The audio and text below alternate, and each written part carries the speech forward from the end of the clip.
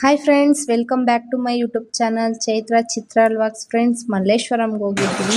Simple ಆಗಿ ready ಆಗಿದ್ದೆ. ತುಂಬ ಮಳೆ ಬರ್ತಾ ಇತ್ತು. ಸೊ ತಲೆ ಮೇಲೆ ವೇಲ್ ಹಾಕೊಂಡಿದ್ದೆ.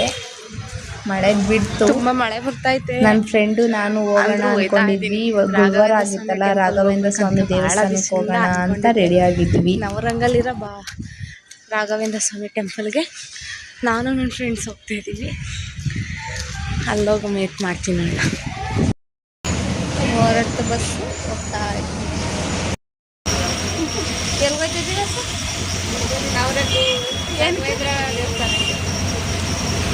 ತಿಳಿದು ನಡ್ಕೊಂಡು ಹೋಗ್ತಾ ಇದ್ದೀವಿ ರಾಘವೇಂದ್ರ ಸ್ವಾಮಿ ಟೆಂಪಲ್ಗೆ.